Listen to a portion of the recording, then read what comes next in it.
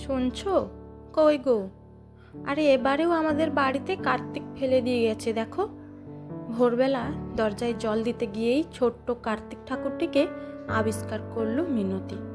আশিস ঘুম চোখেই লুঙ্গিটা বাগিয়ে বেরিয়ে এসেছে বাইরে। সে কি গো, এবারে আবার কেন গো? গতবারে এর আগের বার কার্তিক ফেলেছিল বলেই তো আমাদের ঘরে সৌমি এলো। আমরা তো নিঃসন্তান নই। তাহলে? বিস্ময়ে চোখ বড় বড় করে তাকিয়ে আছে আশিস। পকেটে মাত্র 400 টাকা পড়ে আছে। ব্যবসার অবস্থাও বড্ডই খারাপ গো। এই আধুনিক যুগে কজন আর শাখা পড়ে হাতে? তাই শাখা শঙ্খের দোকানটা সারাদিনই প্রায় মাছি তাড়ায়।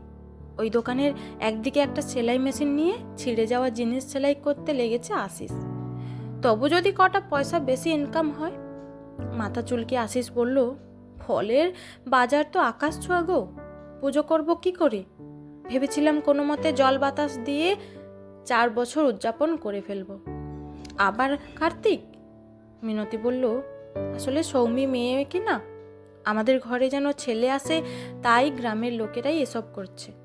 ওই দেখো, কার্তিকের বুকের কাগজে লেখা পুত্র হোক। আশিস ক্লান্ত হেসে বলল, মেয়েতে আমাদের তো কোনো আপত্তি নেই, তাহলে পাড়ার লোকের কি সমস্যা গো? সকাল সকাল স্বামী স্ত্রী চিন্তায় পড়ে গেছে। নম করেও যদি মূর্তি পূজা করে তাহলেও তো 1000 টাকা লাগবেই। তারপর আছে ঠাকুরের দাম চাইতে আসা প্রতিবেশী। পাড়ার লোকেরা একই পাড়ায় প্রতিবেশীর মতো থেকেও যদি ওদের দরিদ্রতা নিয়ে এভাবে মজা করে, তাহলে তো আর কিছুই বলার থাকে না। মিনতি বলল, দেখো না, যদি মুদির দোকানে কিছু ধার দেয়। এমনিতে খুবই শান্ত নির্বিবাদী মানুষ আশিস, কিন্তু আজ হঠাৎ অভাবের মধ্যে প্রতিবেশীদের এমন রসিকতা দেখে মাথার মধ্যে যেন আগুন জ্বলে গেল।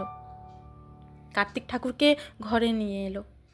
1 বছরের সৌমিকে ঠাকুরের সামনে শুইয়ে দিয়ে বলল, আমি একটা সন্তানকেই মানুষ করতে পারবো কিনা জানি না, বছর বছর তোমার পুজো করব কি করে?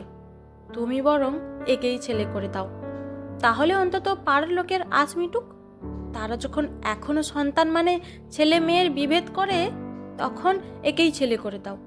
মিনতির 3 বছরের বিবাহিত জীবনে কখনো স্বামীকে এভাবে রাখতে দেখেনি। এমন রূপ দেখে হয়তো একটু ভয় পেয়ে গেছে। সৌমি ঘুমাচ্ছিল। বাবার চিৎকারের আওয়াজে হঠাৎই কোঁকিয়ে কেঁদে উঠল। আশিস বুকের মধ্যে মেয়েকে চেপে ধরে পাগলের মতো বলতে থাকলো, তুই আমার বাবা, তুই আমার মা। বাবার বুকের উষ্ণতা পেয়েই হয়তো কচি মেয়েটা চুপ করে গেল নিমেষে।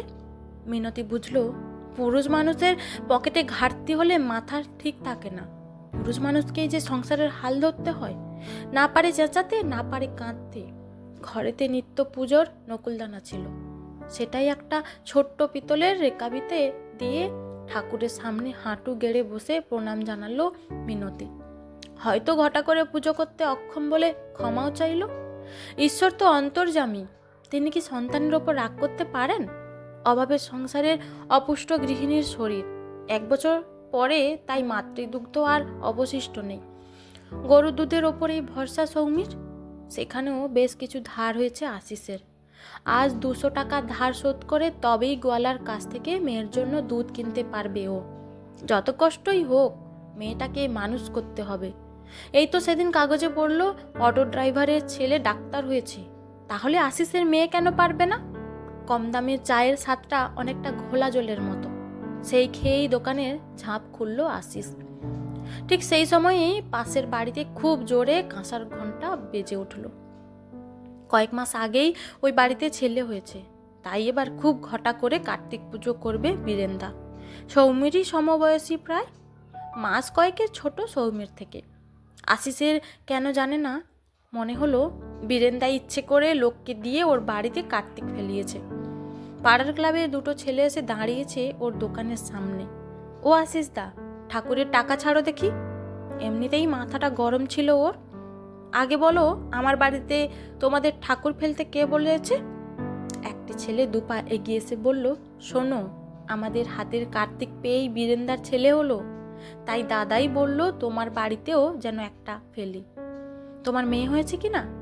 মেয়ে তো কোনো কাজের নয়, তাই। তার মানে আশিসের অনুমানই ঠিক, পাশের বাড়ির এক পাঁচিলের বড়লোক প্রতিবেশী তার সঙ্গে মস্করা করেছে। অভাব অভিযোগ নিয়েই কাটছে আশিসের নিম্ন মধ্যবিত্তের 12 মাসা। দিনগুলো কেটে যাচ্ছে অভাবকে হার মানাতে মানাতে। সৌমিও দেখতে দেখতে অনেক বড় হয়ে গেছে। মিনতির চুলে পাক ধরেছে, আশিসের গালগুলো আর একটু ভেঙেছে, কপালে পড়েছে দুশ্চিন্তার চিরস্থায়ী ভাঁজ। পাড়ার লোকের একটাই কথা, গরিবের মেয়েকে এত খেয়ে না খেয়ে লেখাপড়া শিখিয়ে কি হবে? খাওয়া পড়া জুটবে, এমন ঘরে বিয়ে দিয়ে দাও সৌমির। বাবা, মিনতিও ভাবে মেয়ের কলেজ পাস হয়ে গেল, আর কি, এবার পাত্র দেখা উচিত। শুধু একটুও সায় দেয় না আশিসের মন। মেয়ের ঘুমন্ত মুখের দিকে তাকিয়ে তার বেরঙিন ধূসর চোখ দুটো নতুন করে স্বপ্ন দেখে। পড়াশোনায় খুব বেশি দূর এগোতে পারেনি আশিস। বাড়ির বড় ছেলে ছিল বলে বোনদের বিয়ে দেওয়া হোক, ভাইদের লেখাপড়া শিখিয়েছিল ও। ছোট ভাই বড় ইঞ্জিনিয়ার, কিন্তু গরিব দাদাকে পরিচয় দিতে তার বড় লজ্জা। তারা সবাই বাড়ি ছেড়ে অন্যত্র বাড়ি করেছে। মফস্বল শহরে পড়ে আছে কেবল আশিস।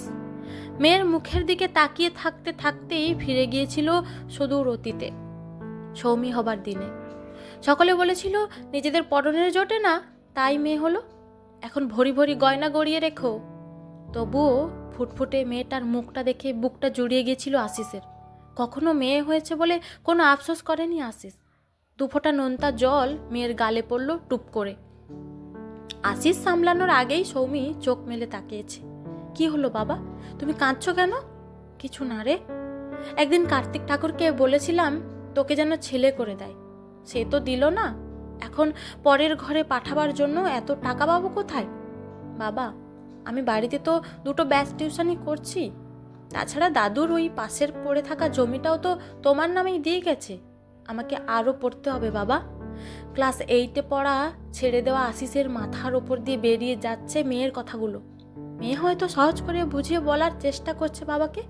শুধু মেয়ের চোখের দৃষ্টিতে যে আত্মবিশ্বাস আছে, সেটাতেই ভরসা করে জমিটা বেচে দিল আশিস। বীরেন্দা বলল, যাক, তোমার সুমতি হয়েছে আশিস, এবার খোঁজ করে মেয়েটার বিয়ে দাও দেখি। মেয়ে পরের ঘরের সম্পত্তি, তাকে বেশি লেখাপড়া শিখিয়েই বা কি হবে? এই দেখো, আমার ছেলে MCA ভর্তি হলো। আরে ছেলে বলে কথা। আশিস মাথা চুলকে বলল, বীরেন্দা, সৌমিও বোধ হয় অমন কিছুই একটা পড়বে বলেছিল। ওকে ভালো করে শহরে রেখে পড়াবো বলেই তো জমিটা বেচে দিলাম। পাড়ার লোক বলল আশিসের মাথা খারাপ হয়েছে। দোকানে দিনে 10টা লোক হয় কিনা তার ঠিক নেই, জমি বেচে মেয়েকে পড়াচ্ছে। আড়ালে আবডালে নয়। মিনতিকে অনেকেই রাস্তায় ধরে বলেছে, স্বামীকে বোঝাও। মিনতি জানে তার স্বামী শান্ত ঠিকই, কিন্তু একবার যদি কিছু ভেবে নেয় তাহলে সেটাই ঠিক করবে। সৌমি চলে গেছে হোস্টেলে। বাড়িটা বড্ড ফাঁকা লাগে। সন্ধ্যের প্রদীপ জ্বালার সময় মেয়েটার গুনগুন করে পড়ার আওয়াজ পেত আশিস। কি পড়তো সেটা হয়তো জানতো না, তবুও বুকটা গর্বে ভরে যেত। মেয়ের মাধ্যমিক উচ্চ মাধ্যমিকের রেজাল্টের পরে ওদের স্কুলের হেড দিদিমণি আশিসকে ডেকে বলেছিলেন, আশিস বাবু, অনেক কপাল করে অমন মেয়ে পেয়েছেন, কোনোভাবেই যেন ওর পড়ালেখাটা বন্ধ করেন না। কাল সৌমি বীরেন্দার বাড়ির ল্যান্ডফোনে ফোন করেছিল। দেখতে দেখতে 4 বছর কেটে গেল। সৌমি শহরে পড়তে গিয়েছিল। শুধু দুর্গা পুজোর ছুটিতে এসেই কয়েকদিন করে থেকে গিয়েছিল বাড়িতে। মেয়েটা যেন দিনে দিনে বড্ড পাল্টে যাচ্ছিল, আর আগের মতো ছোট নেই। ওর কাঁধেই যেন আশিস সংসারের ভার চাপিয়ে দিয়েছে। এমন মুখ করে বলে, বাবা, আর কয়েকদিন কষ্ট করো, তারপর তোমরা আমার জন্য যে কষ্ট করেছো তার সবটা আমি সুখে ভরিয়ে দেব। মিনতি মেয়ের মাথায় হাত রেখে বলেছে, ওরে পাগল, মেয়ের জন্য কি মায়ের কষ্ট হয় রে? বীরেন্দার স্ত্রী কান খাড়া করে শুনছে ফোনে সৌমি আর আশিসের কথা। সৌমি বলছে, সে নাকি এমন চাকরি পেয়েছে যার মাইনে 50,000 টাকা। ঠিক শুনছে তো আশিস? কি বলছে মেয়ে? তার মেয়ে তো বাবার সাথে কখনো এমন রসিকতা করে না। তাহলে কি এটা সত্যি? বাবা, আমি সামনের মাসেই কোম্পানি থেকে ফ্ল্যাট পাবো, তোমাদের নিয়ে চলে আসবো এখানে। বীরেন্দা বললেন, তোমার মেয়ে কি বললো গো আশিস? আশিস কিছু বলার আগেই বীরেন্দার স্ত্রী বলেন, বড় চাকরি পেয়েছে সৌমি, ও তো আমাদের ছেলেও পেয়েছে, তাও এখানে নয় গো, একেবারে বিদেশে। এই তো 1 মাসের মধ্যেই আমরাও বিদেশ যাব। বীরেনদার স্ত্রীর চোখে অদেখা বিদেশের স্বপ্ন। প্রায় বছর দেড়েক হলো মিনতি আর আশিস চলে এসেছে কলকাতার ফ্ল্যাটে। সৌমি সারাদিনের অফিসে খাটুনির পরেও এসে একবার বাবাকে জড়িয়ে না ধরলে হয় না। আশিস হেসে বলে, কি রে বাবা বাবা গন্ধটা পাচ্ছিস?